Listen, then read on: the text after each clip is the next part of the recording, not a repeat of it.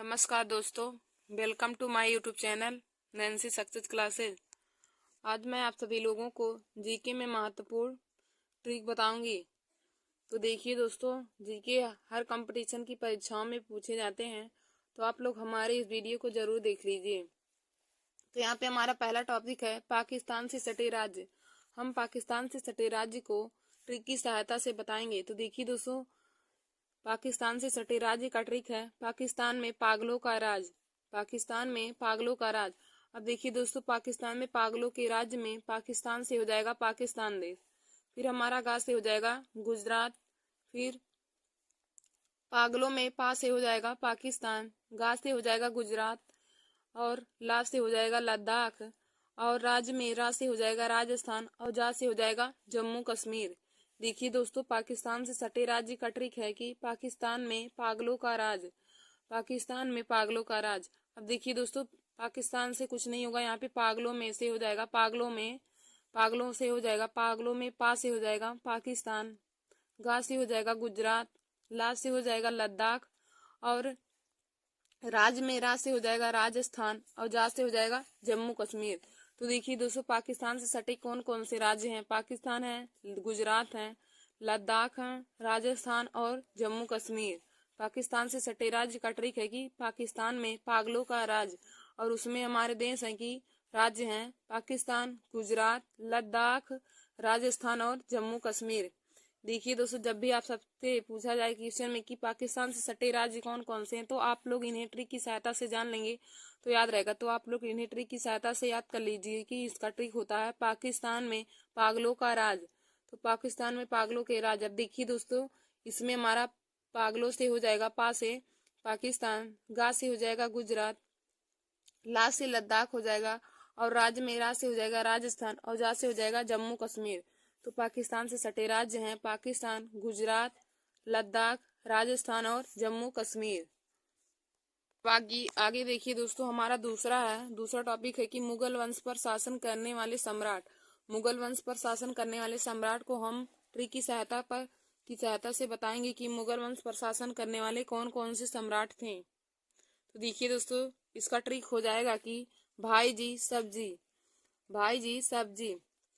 मुगल वंश पर शासन करने वाले सम्राट का ट्रिक है भाई जी सब्जी। अब देखिए दोस्तों, भाई में हो जाएगा बी से बाबर, यच से हुमायूं हो जाएगा, और ए से अकबर हो जाएगा, और जी आई से हो जाएगा जहांगीर, जी से हो जाएगा जहांगीर, और फिर सब में यस से हो जाएगा शाहजहां, और ए से हो जाएगा औरंगजेब। देखिए दोस्तों, सब में यस से हो जाएगा शाहजहां, ए से हो जाएगा औरंगजेब, और बी से हो जाएगा बहादुर शाह, और जे आई से हो जाएगा जहांदार शाह। देखिए दोस्तों, हमने आप लोगों को मुगल वंश पर शासन करने वाले सम्राट का ट्रिक बताया। मुगल वंश पर शासन करने वाले सम्राट। तो देखिए दोस्तों, मुगल वंश पर कौन कौन से सम्राट ने शासन किया था, तो उसको हम ट्रिक की सहायता से बताएंगे। तो दोस्तों, हमारा ट्रिक है कि मुगल वंश पर शासन करने वाले सम्राट का ट्रिक है भाई जी सब्जी। अब देखिए दोस्तों, भाई में बी से हो जाएगा बाबर, एच से हो जाएगा हुमायूं, ए से हो जाएगा अकबर, और जी से हो जाएगा जे आई यानी कि जी से हो जाएगा जहांगीर, और देखिए दोस्तों, सब में यस से हो जाएगा शाहजहां, ए से हो जाएगा औरंगजेब, और बी से हो जाएगा हमारा बहादुर शाह, और जे आई से हो जाएगा जहांदार शाह। तो देखिए दोस्तों, हमने आप लोगों को मुगल वंश पर शासन करने वाले सम्राट का ट्रिक बताया, और इसका ट्रिक है कि भाई जी सब्जी, और इसमें हमारे शासक हैं कि बाबर, हुमायूं, अकबर, जहांगीर, शाहजहां, औरंगजेब, बहादुर शाह और जहांदार शाह या हमारे सब लोग मुगल वंश पर शासन करने वाले सम्राट हैं। देखिए दोस्तों, हमारा अगला टॉपिक है कि हवा से हल्की गैस। हम हवा से हल्की गैस को ट्रिक की सहायता से जानेंगे। तो देखिए दोस्तों, हवा से हल्की गैस का ट्रिक है कि आज गर्मी नहीं है। हवा से हल्की गैस का ट्रिक है आज गर्मी नहीं है। अब देखिए दोस्तों, आज में आ से हो जाएगा अमोनिया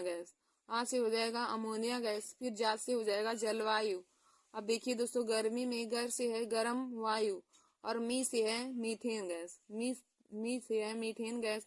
अब नहीं में ना से है नियान और ही से हो जाएगा हीलियम गैस और है में हा से हो जाएगा हाइड्रोजन गैस। देखिए दोस्तों, हवा से हल्की गैस तो इसका ट्रिक हो जाएगा आज गर्मी नहीं है। हवा से हल्की गैस इसका ट्रिक है आज गर्मी नहीं है।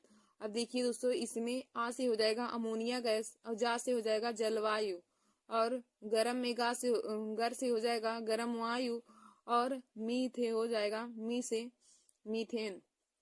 मीथेन या हम मीथेन गैस कह सकते हैं। अब नहीं में ना से हो जाएगा नियान गैस और ही से हो जाएगा हीलियम गैस और हा से हो जाएगा हाइड्रोजन गैस। तो देखिए दोस्तों, हवा से हल्की गैस का ट्रिक है कि आज गर्मी नहीं है और इसमें हमारे कौन कौन सी गैस है, अमोनिया गैस है, जलवाष्प है, गर्म वायु है, मीथेन गैस है, नियान है, हीलियम गैस है और हाइड्रोजन गैस है। हीलियम और हाइड्रोजन गैस, तो यही हमारे सभी हवा से हल्की गैस हैं। हवा से हल्की गैस। फिर हमारा अगला देखिए दोस्तों है कि महत्वपूर्ण अनुच्छेद। महत्वपूर्ण अनुच्छेद देखिए दोस्तों, हर कंपटीशन की परीक्षा में पूछे जाते हैं। तो हमारा अगला टॉपिक है महत्वपूर्ण अनुच्छेद। तो महत्वपूर्ण अनुच्छेद को ट्रिक की सहायता से ज्ञात करेंगे या फिर ट्रिक की सहायता से उन्हें याद करेंगे। तो देखिए दोस्तों, महत्वपूर्ण अनुच्छेद का ट्रिक है कि प्रधानमंत्री महान कार्य करते हैं सरल। प्रधानमंत्री महान कार्य करते हैं सरल। अब देखिए दोस्तों, प्रधानमंत्री से प्रधानमंत्री हो जाएगा जो हमारे आर्टिकल 75 में है। अब देखिए दोस्तों, ये महत्वपूर्ण अनुच्छेद हमारे 75 से लेकर 81 तक दिए गए हैं।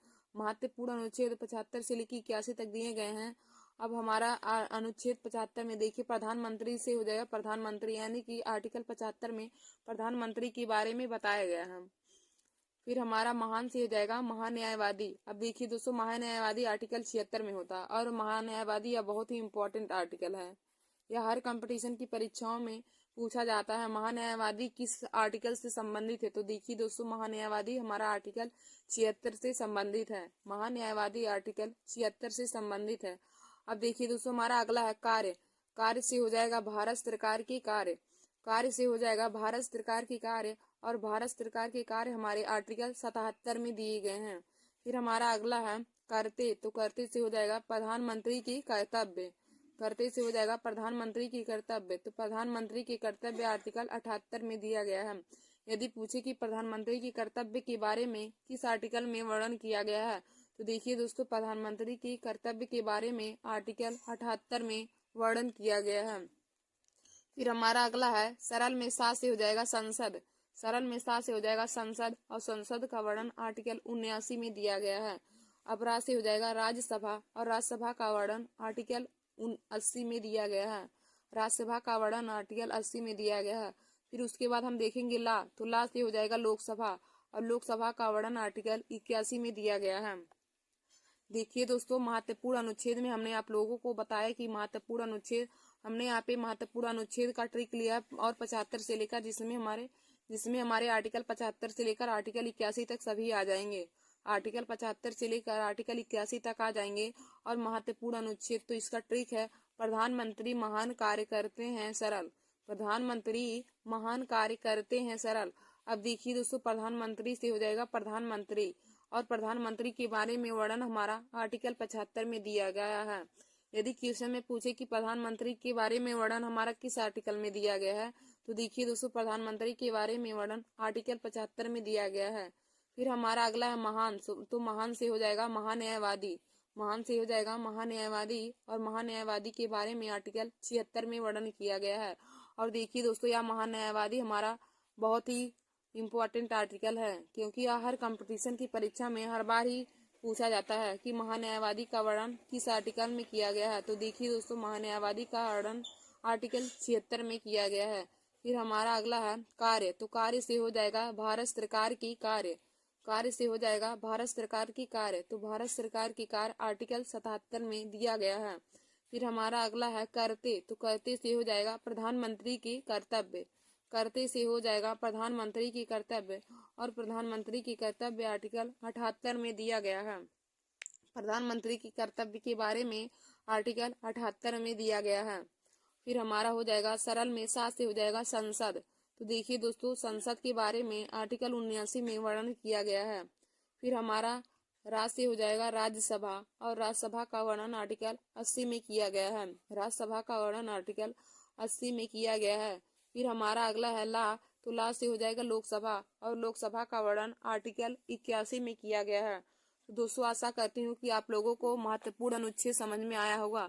और महत्वपूर्ण अनुच्छेद में हमने आप सभी लोगों को आर्टिकल 75 से लेकर आर्टिकल 81 तक के सभी बातों को बता दिया है कि किस आर्टिकल में किनका वर्णन किया गया है। तो देखिए दोस्तों, हमने महत्वपूर्ण अनुच्छेद में आप लोग को बताया, और इसका ट्रिक है कि प्रधानमंत्री महान कार्य करते हैं सरल। प्रधानमंत्री महान कार्य करते हैं सरल। तो इसमें मैंने आप लोगों को आर्टिकल 75 से लेकर आर्टिकल 81 तक के सभी अनुच्छेद को बता दिया। आगे आगे देखिए दोस्तों, हमारा अगला टॉपिक है कि विश्व के प्रमुख छोटे देश।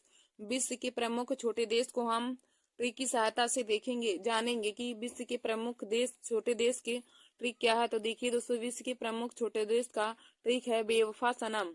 इसका ट्रिक है बेवफा सनम। अब देखिए दोस्तों, बेवफा में बे से हो जाएगा वेटिकन सिटी। तो विश्व में सबसे छोटा देश हमारा वेटिकन सिटी है, तो बेवफा में बे से हो जाएगा वेटिकन सिटी।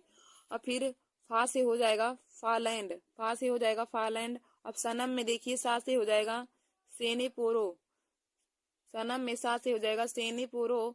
फिर ना से हो जाएगा नारू, माँ से हो जाएगा मालदीव, माँ से हो जाएगा मालदीव।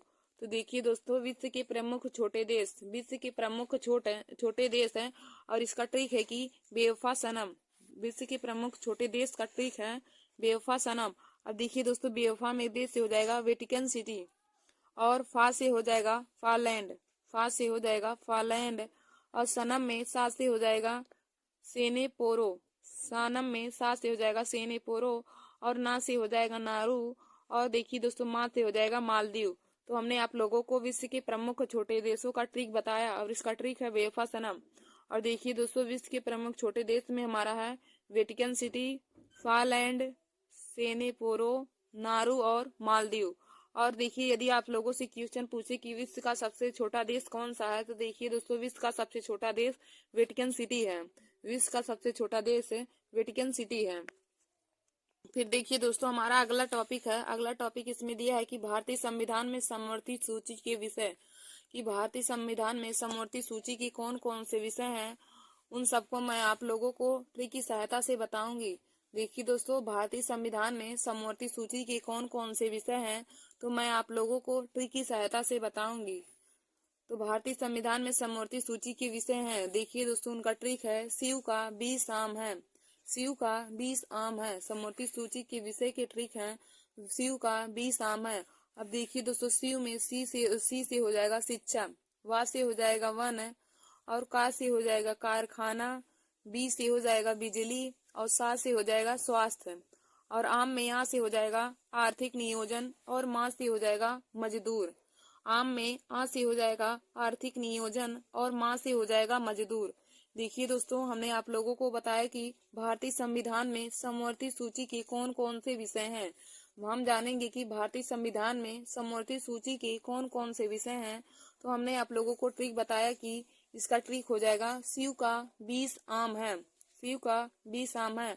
अब देखिए दोस्तों, शिव में सी से हो जाएगा शिक्षा, वा से हो जाएगा वन, का से हो जाएगा कारखाना, बी से हो जाएगा बिजली, सा से हो जाएगा स्वास्थ्य, आ से हो जाएगा आर्थिक नियोजन, आ से हो जाएगा आर्थिक नियोजन, और माँ से हो जाएगा मजदूर।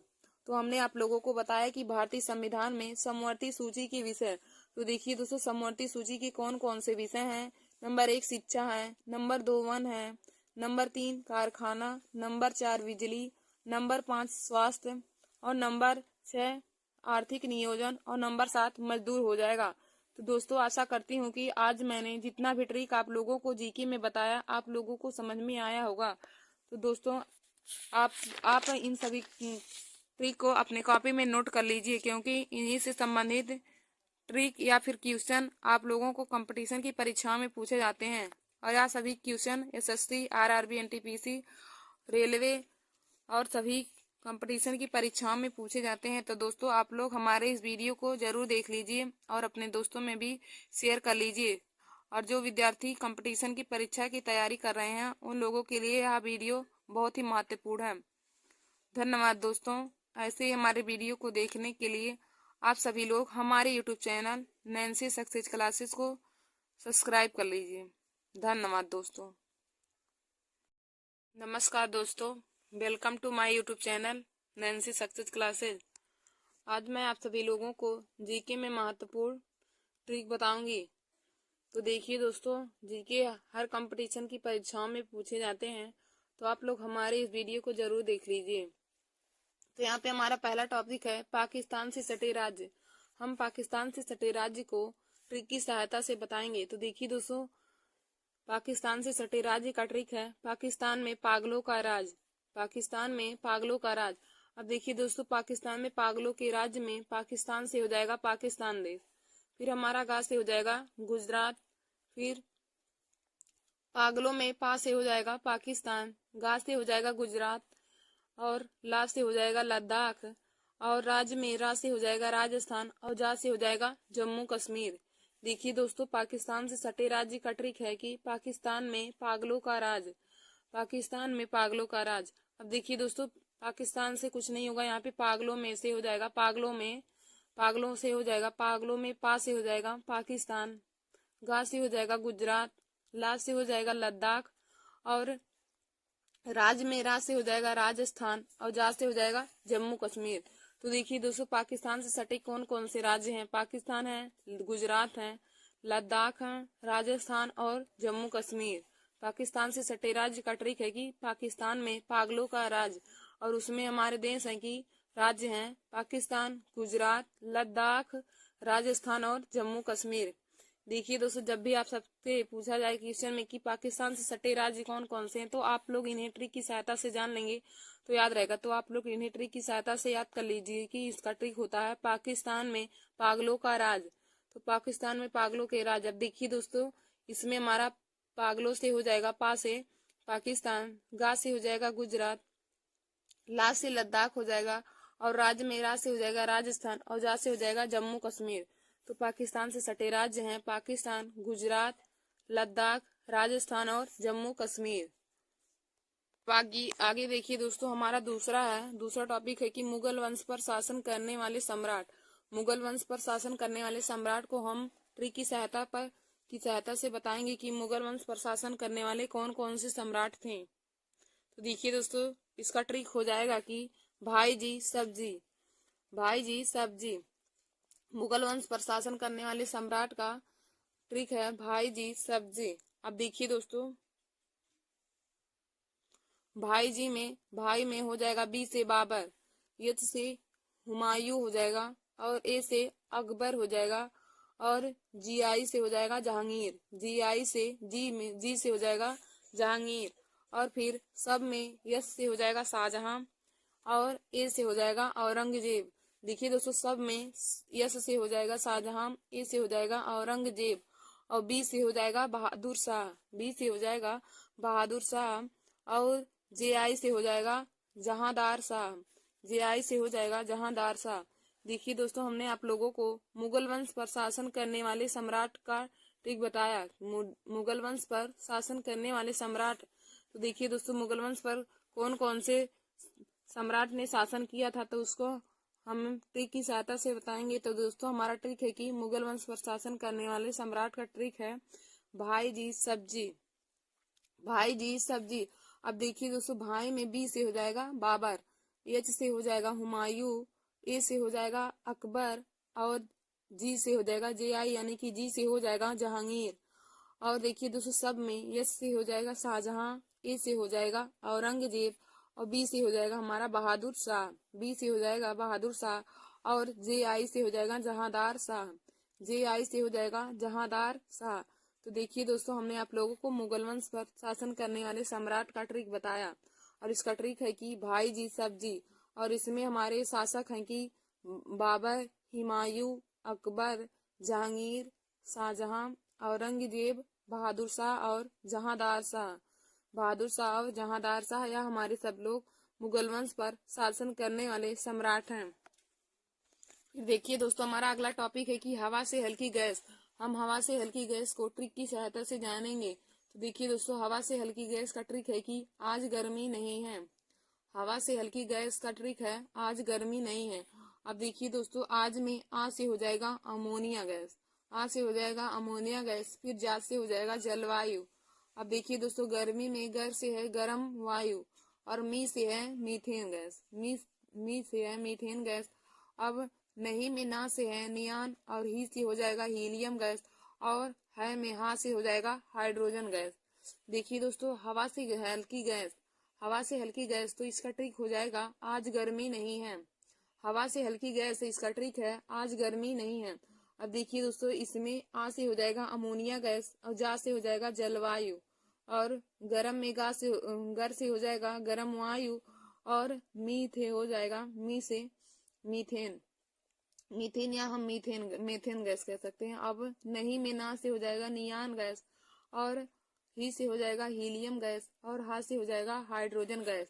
तो देखिए दोस्तों, हवा से हल्की गैस का ट्रिक है कि आज गर्मी नहीं है, और इसमें हमारे कौन कौन सी गैस है, अमोनिया गैस है, जलवाष्प है, गर्म वायु है, मीथेन गैस है, नियान है, हीलियम गैस है, और हाइड्रोजन गैस है, हीलियम और हाइड्रोजन गैस।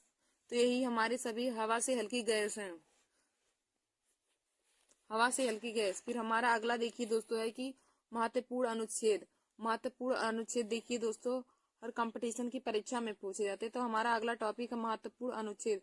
तो महत्वपूर्ण अनुच्छेद को ट्रिक की सहायता से ज्ञात करेंगे, या फिर ट्रिक की सहायता से उन्हें याद करेंगे। तो देखिए दोस्तों, महत्वपूर्ण अनुच्छेद का ट्रिक है कि प्रधानमंत्री महान कार्य करते हैं सरल, प्रधानमंत्री महान कार्य करते हैं सरल। अब देखिए दोस्तों, प्रधानमंत्री से प्रधानमंत्री हो जाएगा, जो हमारे आर्टिकल 75 में है। अब देखिए दोस्तों, ये महत्वपूर्ण अनुच्छेद हमारे 75 से लेकर 81 तक दिए गए हैं। महत्वपूर्ण अनुच्छेद 75 से लेकर 81 तक दिए गए हैं। अब हमारा अनुच्छेद 75 में देखिए, प्रधानमंत्री से हो जाएगा प्रधानमंत्री, यानी कि आर्टिकल 75 में प्रधानमंत्री के बारे में बताया गया है। फिर हमारा महान से हो जाएगा महान्यायवादी। अब देखिए दोस्तों, महान्यायवादी आर्टिकल 76 में होता है, और महान्यायवादी यह बहुत ही इंपॉर्टेंट आर्टिकल है। यह हर कंपटीशन की परीक्षाओं में पूछा जाता है, महान्यायवादी किस आर्टिकल से संबंधित है। तो देखिए दोस्तों, महान्यायवादी हमारा आर्टिकल 76 से संबंधित है, महान्यायवादी आर्टिकल 76 से संबंधित है। अब देखिए दोस्तों, हमारा अगला है कार्य। कार्य से हो जाएगा भारत सरकार के कार्य, कार्य से हो जाएगा भारत सरकार के कार्य, और भारत सरकार के कार्य हमारे आर्टिकल 77 में दिए गए हैं। फिर हमारा अगला है करते। तो करते से हो जाएगा प्रधानमंत्री की कर्तव्य, करते से हो जाएगा प्रधानमंत्री की कर्तव्य। तो प्रधानमंत्री के कर्तव्य आर्टिकल 78 में दिया गया है। यदि पूछे कि प्रधानमंत्री की कर्तव्य के बारे में किस आर्टिकल में वर्णन किया गया है, तो देखिए दोस्तों, प्रधानमंत्री की कर्तव्य के बारे में आर्टिकल 78 में वर्णन किया गया है। फिर हमारा अगला है सरल में सा से हो जाएगा संसद, सरल में सा से हो जाएगा संसद, और संसद का वर्णन आर्टिकल 79 में दिया गया है। अब रा से हो जाएगा राज्यसभा, और राज्यसभा का वर्णन आर्टिकल 80 में दिया गया है, राज्यसभा का वर्णन आर्टिकल 80 में दिया गया है। फिर उसके बाद हम देखेंगे ला। तो ला से हो जाएगा लोकसभा, और लोकसभा का वर्णन आर्टिकल 81 में दिया गया है। देखिए दोस्तों, महत्वपूर्ण अनुच्छेद में हमने आप लोगों को बताया कि महत्वपूर्ण अनुच्छेद, हमने यहाँ पे महत्वपूर्ण अनुच्छेद का ट्रिक लिया, और 75 से लेकर जिसमें हमारे आर्टिकल 75 से लेकर आर्टिकल 81 तक सभी आ जाएंगे, आर्टिकल 75 से लेकर आर्टिकल 81 तक आ जाएंगे।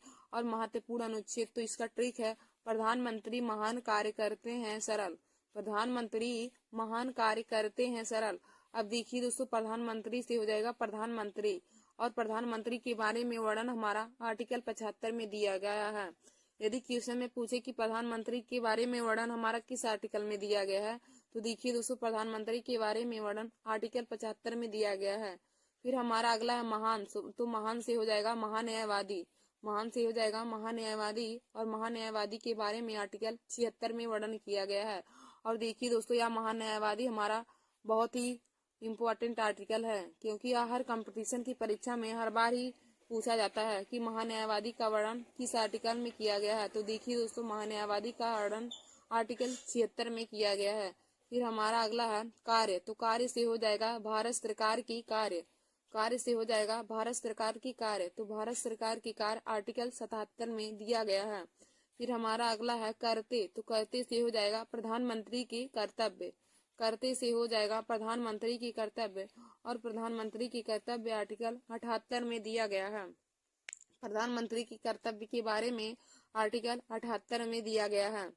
फिर हमारा हो जाएगा सरल में सा से हो जाएगा संसद। तो देखिए दोस्तों, संसद के बारे में आर्टिकल 79 में वर्णन किया गया है। फिर हमारा राज से हो जाएगा राज्यसभा, और राज्यसभा का वर्णन आर्टिकल 80 में किया गया है। राज्यसभा का वर्णन आर्टिकल 80 में किया गया है। फिर हमारा अगला है ला, तो ला से हो जाएगा लोकसभा, और लोकसभा का वर्णन आर्टिकल 81 में किया गया है। तो दोस्तों, आशा करती हूँ कि आप लोगों को महत्वपूर्ण अनुच्छेद समझ में आया होगा, और महत्वपूर्ण अनुच्छेद में हमने आप सभी लोगों को आर्टिकल 75 से लेकर आर्टिकल 81 तक के सभी बातों को बता दिया है कि किस आर्टिकल में किनका वर्णन किया गया है। तो देखिए दोस्तों, हमने महत्वपूर्ण अनुच्छेद में आप लोग को बताया, और इसका ट्रिक है कि प्रधानमंत्री महान कार्य करते हैं सरल। प्रधानमंत्री महान कार्य करते हैं सरल। तो इसमें मैंने आप लोगों को आर्टिकल 75 से लेकर आर्टिकल 81 तक के सभी अनुच्छेद को बता दिया। आगे देखिए दोस्तों, हमारा अगला टॉपिक है कि विश्व के प्रमुख छोटे देश। विश्व के प्रमुख छोटे देश को हम ट्रिक की सहायता से देखेंगे, जानेंगे कि विश्व के प्रमुख देश छोटे देश के ट्रिक क्या है। तो देखिए दोस्तों, विश्व के प्रमुख छोटे देश का ट्रिक है बेवफा सनम। इसका ट्रिक है बेवफा सनम। अब देखिए दोस्तों, बेवफा में बे से हो जाएगा वेटिकन सिटी। तो विश्व में सबसे छोटा देश हमारा वेटिकन सिटी है, तो बेवफा में बे से हो जाएगा वेटिकन सिटी। और फिर फा से हो जाएगा फालैंड, फा से हो जाएगा फालैंड। अब सनम में देखिए सा से हो जाएगा सेनेपोरो, सनम में सा से हो जाएगा सेनेपोरो। फिर ना से हो जाएगा नारू, माँ से हो जाएगा मालदीव, माँ से हो जाएगा मालदीव। तो देखिए दोस्तों, विश्व के प्रमुख छोटे देश, विश्व के प्रमुख छोटे देश हैं, और इसका ट्रिक है कि बेवफा सनम। विश्व के प्रमुख छोटे देश का ट्रिक है बेवफा सनम। अब देखिए दोस्तों, बेवफा में बे से हो जाएगा वेटिकन सिटी, और फा से हो जाएगा फालैंड, फा से हो जाएगा फालैंड। और सनम में सा से हो जाएगा सेनेपोरो, सनम में सा से हो जाएगा सेनेपोरो। और ना से हो जाएगा नारू। और देखिए दोस्तों, माँ से हो जाएगा मालदीव। तो हमने आप लोगों को विश्व के प्रमुख छोटे देशों का ट्रिक बताया, और इसका ट्रिक है बेवफा सनम। और देखिए दोस्तों, विश्व के प्रमुख छोटे देश में हमारा है वेटिकन सिटी, फालैंड, सेनेपोरो, नारू और मालदीव। और देखिए, यदि आप लोगों से क्वेश्चन पूछे कि विश्व का सबसे छोटा देश कौन सा है, तो देखिए दोस्तों, विश्व का सबसे छोटा देश वेटिकन सिटी है। विश्व का सबसे छोटा देश वेटिकन सिटी है। फिर देखिए दोस्तों, हमारा अगला टॉपिक है, अगला टॉपिक इसमें दिया है कि भारतीय संविधान में समवर्ती सूची के विषय, कि भारतीय संविधान में समवर्ती सूची के कौन कौन से विषय हैं, उन सबको मैं आप लोगों को ट्रिक की सहायता से बताऊंगी। देखिए दोस्तों, भारतीय संविधान में समवर्ती सूची के कौन कौन से विषय हैं, तो मैं आप लोगों को ट्रिक की सहायता से बताऊंगी। तो भारतीय संविधान में समवर्ती सूची के विषय हैं, देखिए दोस्तों, उनका ट्रिक है शिव का 20 आम है, शिव का 20 आम है। समवर्ती सूची के विषय के ट्रिक है शिव का 20 आम है। अब देखिए दोस्तों, शिव में सी से हो जाएगा शिक्षा, वा से हो जाएगा वन, और का से हो जाएगा कारखाना, बी से हो जाएगा बिजली, और सा से हो जाएगा स्वास्थ्य। और आम में आ से हो जाएगा आर्थिक नियोजन, और माँ से हो जाएगा मजदूर। आम में आ से हो जाएगा आर्थिक नियोजन, और माँ से हो जाएगा मजदूर। देखिए दोस्तों, हमने आप लोगों को बताया कि भारतीय संविधान में समवर्ती सूची के कौन कौन से विषय हैं। हम जानेंगे कि भारतीय संविधान में समवर्ती सूची के कौन कौन से विषय हैं। तो हमने आप लोगों को ट्रिक बताया कि इसका ट्रिक हो जाएगा शिव का 20 आम है, शिव का 20 आम है। अब देखिए दोस्तों, शिव में सी से हो जाएगा शिक्षा, वा से हो जाएगा वन, का से हो जाएगा कारखाना, बी से हो जाएगा बिजली, सा से हो जाएगा स्वास्थ्य, आ से हो जाएगा आर्थिक नियोजन, आ से हो जाएगा आर्थिक नियोजन, और माँ से हो जाएगा मजदूर। तो हमने आप लोगों को बताया कि भारतीय संविधान में समवर्ती सूची के विषय। तो देखिए दोस्तों, समवर्ती सूची के कौन कौन से विषय हैं। नंबर 1 शिक्षा है, नंबर 2 वन है, नंबर 3 कारखाना, नंबर 4 बिजली, नंबर 5 स्वास्थ्य, और नंबर 6 आर्थिक नियोजन, और नंबर 7 मजदूर हो जाएगा। तो दोस्तों, आशा करती हूँ कि आज मैंने जितना भी ट्रिक आप लोगों को जीके में बताया, आप लोगों को समझ में आया होगा। तो दोस्तों, आप इन सभी ट्रिक को अपने कॉपी में नोट कर लीजिए, क्योंकि इन्हीं से संबंधित ट्रिक या फिर क्वेश्चन आप लोगों को कंपटीशन की परीक्षाओं में पूछे जाते हैं। और यह सभी question SSC, RRB, NTPC railway और सभी कंपटीशन की परीक्षाओं में पूछे जाते हैं। तो दोस्तों आप लोग हमारे इस वीडियो को जरूर देख लीजिए और अपने दोस्तों में भी शेयर कर लीजिए। और जो विद्यार्थी कंपटीशन की परीक्षा की तैयारी कर रहे हैं उन लोगों के लिए यह वीडियो बहुत ही महत्वपूर्ण है। धन्यवाद दोस्तों। ऐसे ही हमारे वीडियो को देखने के लिए आप सभी लोग हमारे YouTube channel Nancy success classes को सब्सक्राइब कर लीजिए। धन्यवाद दोस्तों। जय हिंद, वंदे मातरम। दोस्तों welcome to my YouTube channel. तो दोस्तों आज मैं सामान्य ज्ञान यानी कि जनरल नॉलेज में मोस्ट इम्पोर्टेंट टॉपिक लेकर आई हूँ। तो देखिए दोस्तों आज का हमारा टॉपिक है क्षेत्रफल की दृष्टि से विश्व का सबसे बड़ा देश। देखिए दोस्तों क्षेत्रफल की दृष्टि से विश्व का सबसे बड़ा देश को मैं आज आप सभी लोगों को ट्रिक की सहायता से बताऊंगी कि ट्रिक की सहायता से हम क्षेत्रफल की दृष्टि से विश्व के सबसे बड़े देश को कैसे आसानी से याद कर सकते हैं। देखिए दोस्तों जनरल नॉलेज हर कंपटीशन की परीक्षा में पूछे जाते हैं। तो आप लोग हमारे इस वीडियो को देख लीजिए और अपने दोस्तों में भी शेयर कर लीजिए ताकि उन तक भी हमारा यह वीडियो पहुंच जाए। तो आज का हमारा टॉपिक है क्षेत्रफल की दृष्टि से विश्व का सबसे बड़ा देश। तो देखिए दोस्तों क्षेत्रफल की दृष्टि से विश्व के सबसे बड़े देश को मैं आज ट्रिक की सहायता से बताऊंगी। तो हमारा ट्रिक है रुक चीन अब आया भारत। क्षेत्रफल की दृष्टि से विश्व के सबसे बड़ा देश को याद करने का ट्रिक है रुक चीन अब आया भारत। तो देखिए दोस्तों रुक चीन में रुक, देखिए रुक से हो जाएगा रुक में रूस से हो जाएगा रूस, रुक में रूस से हो जाएगा रूस और का से हो जाएगा कनाडा। तो रूस से हो जाएगा रूस, का से कनाडा हो जाएगा। अब देखिए दोस्तों चीन में चीन से पूरा हो जाएगा चीन देश।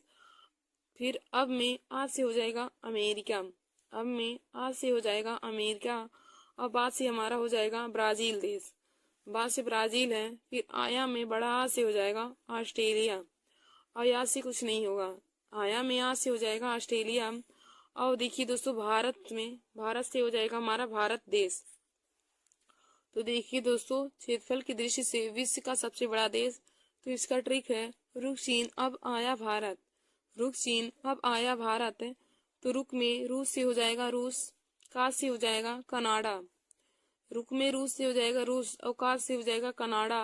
अब चीन से हमारा चीन देश हो जाएगा। अब में आ से हो जाएगा अमेरिका, बाद से हो जाएगा ब्राजील, अब में आ से अमेरिका हो जाएगा और बाद से ब्राजील हो जाएगा। आया में बड़ा आ से हो जाएगा ऑस्ट्रेलिया और भारत से हमारा भारत देश हो जाएगा। देखिए दोस्तों क्षेत्रफल की दृष्टि से विश्व का सबसे बड़ा देश, इसको मैंने आप लोगों को ट्रिक की सहायता से बताया। तो ट्रिक था रुक चीन अब आया भारत, रुक चीन अब आया भारत। तो देखिए दोस्तों रूस में रूस से हो जाएगा रूस, का से हो जाएगा कनाडा, चीन से चीन हो जाएगा, आ से अमेरिका हो जाएगा, बाद से ब्राजील और बड़ा से ऑस्ट्रेलिया और भारत से हमारा भारत ही हो जाएगा। तो देखिए दोस्तों यदि क्षेत्रफल की दृष्टि से पूछे कि भारत कौन से स्थान पे है, तो क्षेत्रफल की दृष्टि से भारत हमारा 7वें स्थान पे है। क्षेत्रफल की दृष्टि से भारत 7वें स्थान पे है। और क्षेत्रफल की दृष्टि से भारत का पहला राज्य हमारा रूस हो जाएगा, दूसरा कनाडा, तीसरा चीन, चौथा अमेरिका, पांचवा ब्राजील, छठवां ऑस्ट्रेलिया और 7वें स्थान पे हमारा भारत देश है। क्षेत्रफल की दृष्टि से भारत विश्व में 7वें स्थान पर है और पहले स्थान पे रूस है, दूसरे पे कनाडा, तीसरे पे चीन हो जाएगा, चौथे पे अमेरिका, पांचवे पे ब्राजील और छठवें पे ऑस्ट्रेलिया और 7वें पे हमारा भारत देश है। तो देखिए दोस्तों मैंने आप लोगों को आज क्षेत्रफल की दृष्टि से विश्व का सबसे बड़ा देश को ट्रिक की सहायता से बता दिया है। तो हमारा ट्रिक है रुक चीन अब आया भारत। फिर हमारा दोस्तों अगला टॉपिक है कि गंगा नदी में मिलने वाली नदियां, गंगा नदी में कौन कौन सी नदियां जाकर मिलती हैं, तो उसको मैं आप लोगों को ट्रिक की सहायता से बताऊंगी कि गंगा नदी में कौन कौन सी नदियां जाकर मिलती हैं। तो दोस्तों गंगा नदी में मिलने वाली नदियां का ट्रिक है यशोदा को राम सा कंगन चाहिए, यशोदा को राम सा कंगन चाहिए। तो इसका ट्रिक है यशोदा को राम सा कंगन चाहिए। अब देखिए दोस्तों यशोदा में या से हो जाएगा यमुना नदी, यशोदा में या से हो जाएगा यमुना नदी और सा से हो जाएगा सोन नदी, दा से हो जाएगा दामोदर नदी। यशोदा में या से हो जाएगा यमुना नदी, सा से हो जाएगा सोन नदी और दा से हो जाएगा दामोदर नदी। फिर दोस्तों को से हो जाएगा कोसी नदी, को से हो जाएगा कोसी नदी। फिर राम से हो जाएगा राम गंगा नदी, राम से हो जाएगा राम गंगा नदी। और सा से हो जाएगा शारदा नदी, सा से शारदा नदी। का से करनैली नदी। और गा से हो जाएगा गंडक नदी, गा से हो जाएगा गंडक नदी। का से हो जाएगा करनैली नदी। आप लोगों को बताया कि गंगा नदी में मिलने वाली प्रमुख नदियां, तो गंगा नदी में मिलने वाली प्रमुख नदियों का ट्रिक है, यशोदा को राम सा कंगन चाहिए, यशोदा को राम सा कंगन चाहिए। अब यशोदा में या से हो जाएगा यमुना नदी, सा से हो जाएगा सोन नदी, दा से हो जाएगा दामोदर नदी, को से हो जाएगा कोसी नदी, को से हो जाएगा कोसी नदी। राम से हो जाएगा राम गंगा नदी, सा से हो जाएगा शारदा नदी, का से हो जाएगा करनाली नदी। और गा से हो जाएगा गंडक नदी। तो देखिए दोस्तों, आज मैंने आप लोगों को सामान्य ज्ञान में क्षेत्रफल की दृष्टि से विश्व के सबसे बड़े देश को और गंगा नदी में मिलने वाली प्रमुख नदियों को ट्रिक की सहायता से बता दिया है। तो देखिए दोस्तों, क्षेत्रफल की दृष्टि से विश्व के सबसे बड़ा देश का ट्रिक था कि रुक चीन अब आया भारत। इसका ट्रिक है रुक चीन अब आया भारत। तो देखिए दोस्तों, रुक चीन अब आया भारत में हमारा पहला हो जाएगा रूस, दूसरा कनाडा। क्षेत्रफल की दृष्टि से सबका क्रम है, पहले स्थान पे है रूस, फिर हमारा दूसरा देश है कनाडा, तीसरा है चीन, चौथा है अमेरिका, पांचवें स्थान पे ब्राजील है, छठवें स्थान पे ऑस्ट्रेलिया और सातवें स्थान पे हमारा भारत देश है। तो दोस्तों, यदि पूछे क्वेश्चन में आप लोगों को कि क्षेत्रफल की दृष्टि से भारत का विश्व में कौन सा स्थान है, तो दोस्तों क्षेत्रफल की दृष्टि से भारत का विश्व में 7वां स्थान हो जाएगा। पहले स्थान पे रूस है, दूसरे पे कनाडा, तीसरे पे चीन, चौथे पे अमेरिका, पांचवे पे ब्राजील, छठवें पे ऑस्ट्रेलिया और सातवें पे हमारा भारत देश है।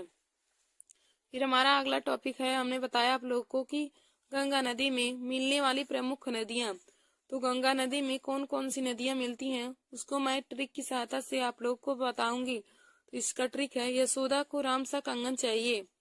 अब इसमें है दोस्तों यमुना नदी, सोन नदी, दामोदर नदी, कोसी नदी, फिर राम गंगा नदी, शारदा नदी, करनाली नदी और गंडक नदी। तो दोस्तों, आज मैंने आप सभी लोगों को जीके में बहुत ही महत्वपूर्ण टॉपिक बताया है। तो दोस्तों, ऐसे ही हमारे वीडियो को देखने के लिए आप सब लोग हमारे YouTube channel Nancy success classes को सब्सक्राइब कर लीजिए और दोस्तों में लाइक और शेयर करना ना भूलिए। धन्यवाद दोस्तों।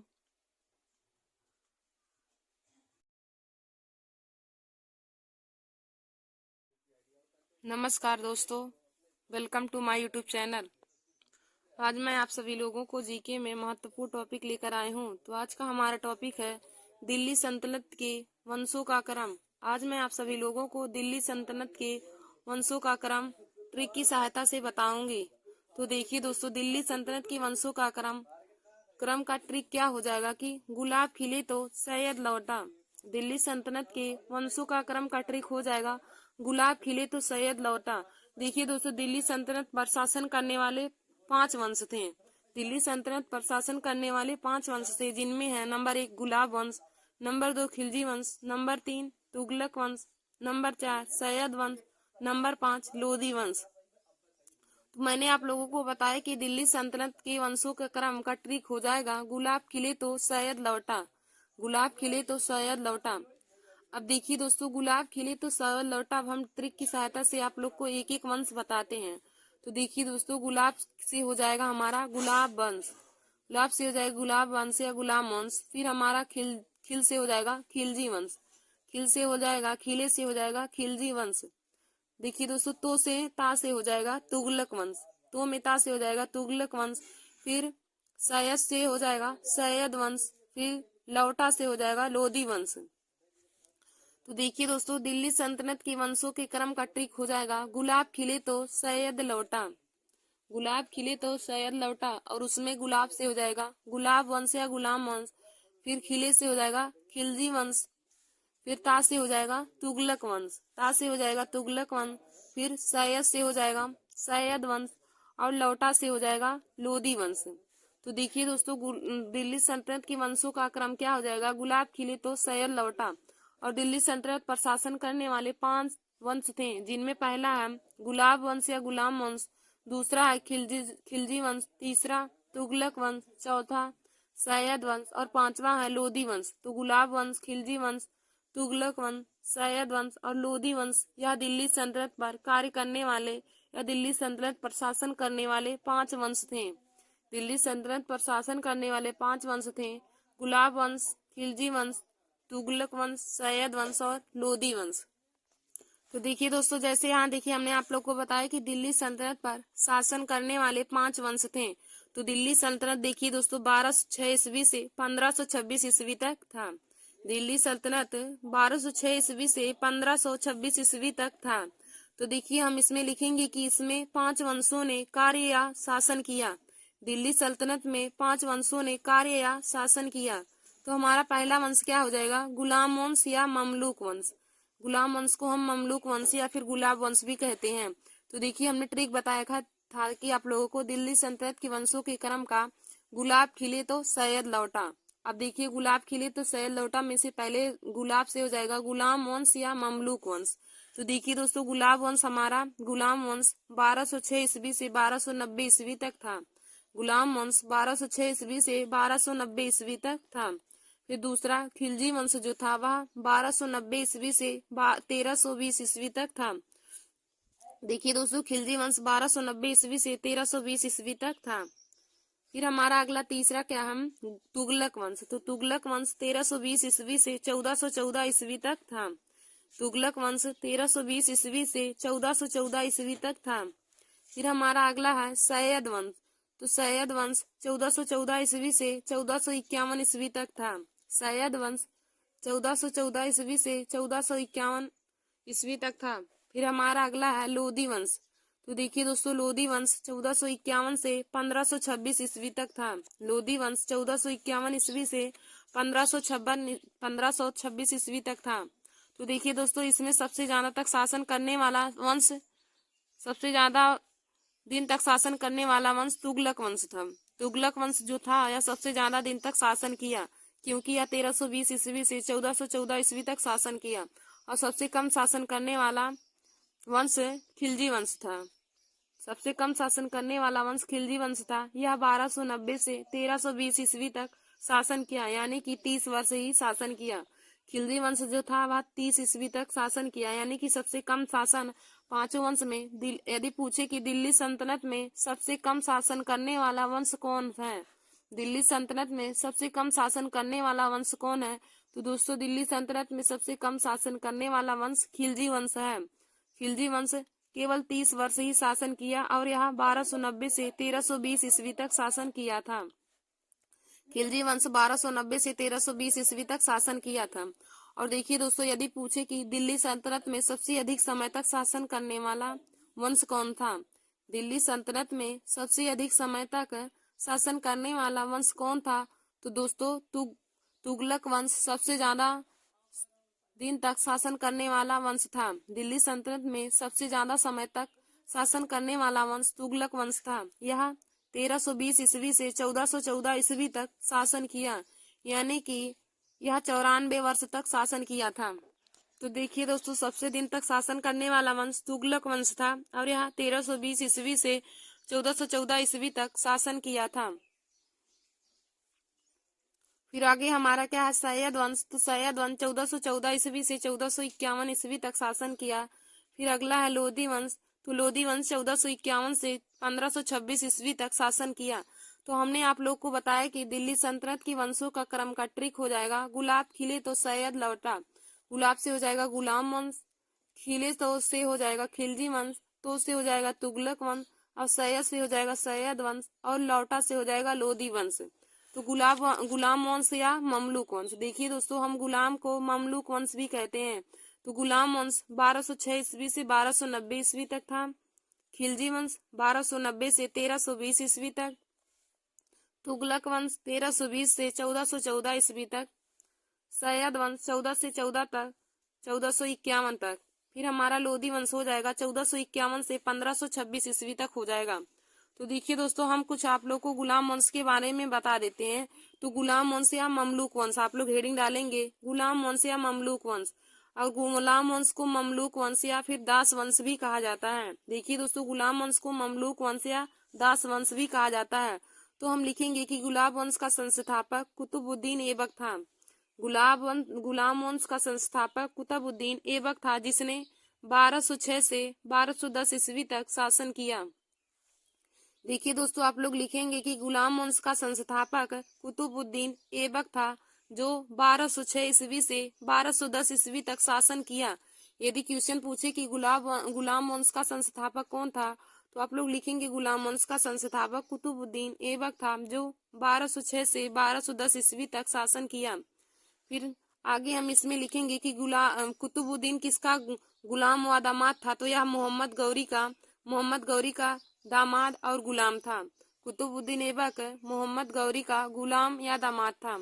हम इसमें लिखेंगे कि कुतुबुद्दीन ऐबक के बारे में लिखेंगे, कुतुबुद्दीन ऐबक को मोहम्मद गौरी ने मिर्जा अजीज कूका से खरीदा। कुतुबुद्दीन ऐबक को मोहम्मद गौरी ने मिर्जा अजीज कूका से खरीदा। मोहम्मद गौरी ने कुतुबुद्दीन ऐबक को मलिक एवं सिपाह सलार की उपाधि दी तथा अमीर आखूर का पद भी दिया। फिर लिखेंगे कि ऐबक ने अपनी राजधानी लाहौर को बनाया। कुतुबुद्दीन ऐबक ने अपनी राजधानी लाहौर को बनाया और सैन्य राजधानी इंद्रप्रस्थ को बनाया। देखिए दोस्तों, कुतुबुद्दीन ऐबक को मोहम्मद गौरी ने मिर्जा अजीज कूका से खरीदा था और मोहम्मद गौरी ने कुतुबुद्दीन ऐबक को मलिक एवं सिपाह सलार की उपाधि दी तथा अमीर आखूर का पद भी दिया था।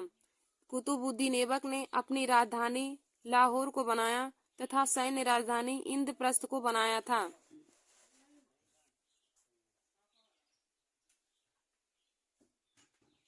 फिर हम आगे देखेंगे कि ऐबक को दिल्ली का संस्थापक कहा गया। कुतुबुद्दीन ऐबक को दिल्ली का संस्थापक कहा गया। ऐबक के दरबारी कवि हसन निजामी जिसने ताजुल मासिर नामक पुस्तक लिखी थी। कुतुबुद्दीन ऐबक को दिल्ली का संस्थापक कहा गया। यदि क्वेश्चन पूछे कि दिल्ली का संस्थापक किसे कहा जाता है, तो देखिए दोस्तों, दिल्ली का संस्थापक कुतुबुद्दीन ऐबक को कहा गया है। और हम देखेंगे आगे कि ऐबक की मृत्यु यानी कि कुतुबुद्दीन ऐबक की मृत्यु पोलो खेलते समय घोड़े से गिरकर 1210 ईस्वी में हुई। देखिए दोस्तों, कुतुबुद्दीन ऐबक की मृत्यु कैसे हुई थी कि कुतुबुद्दीन ऐबक की मृत्यु पोलो खेलते समय घोड़े से गिरकर 1210 ईस्वी में हुई थी। कुतुबुद्दीन ऐबक की मृत्यु पोलो खेलते समय 1210 ईस्वी में घोड़े से गिरकर हुई थी और इनका मकबरा लाहौर में इल्तुतमिश द्वारा बनवाया गया। देखिए दोस्तों, लाहौर को कुतुबुद्दीन ऐबक ने अपना राजधानी बनाया था, उसी जगह पर इनका मकबरा इल्तुतमिश ने बनवाया था। इनकी मृत्यु के बाद इनका मकबरा इल्तुतमिश ने लाहौर में ही बनवाया, जिसे इन्होंने अपनी राजधानी माना था और अपनी सैन्य राजधानी कुतुबुद्दीन ऐबक ने इंद्रप्रस्थ को माना था। अब देखिए दोस्तों, हम आगे देखेंगे कि कुतुबुद्दीन के अन्य नाम क्या थे। तो कुतुबुद्दीन के अन्य नाम लाख बख्श था, पील बख्श था, हातिम सेकंड था और कुरान खां था। तो लाख बख्श क्यों पड़ा? लाख बख्श दोस्तों इनका नाम पड़ा लाखों में दान करने वाला थे इसलिए, और पील बख्श था क्योंकि हाथियों का दान करते थे। तो देखिए दोस्तों, आज हमने आप सभी लोगों को दिल्ली सल्तनत के वंशों के बारे में बताया। तो दिल्ली सल्तनत में शासन करने वाले 5 वंश थे: गुलाम वंश, खिलजी वंश, तुगलक वंश, सैयद वंश और लोधी वंश। तो इसमें सबसे ज्यादा दिन तक शासन करने वाला वंश तुगलक वंश था और सबसे कम समय तक शासन करने वाला वंश खिलजी वंश था। तो आज हमने आप लोग को गुलाम वंश के बारे में कुछ बता दिया। गुलाम वंश में कुतुबुद्दीन ऐबक के बारे में बताया। तो देखिए दोस्तों, कुतुबुद्दीन ऐबक गुलाम वंश का संस्थापक था, जो 1206 से 1210 ईस्वी तक शासन किया था। धन्यवाद दोस्तों।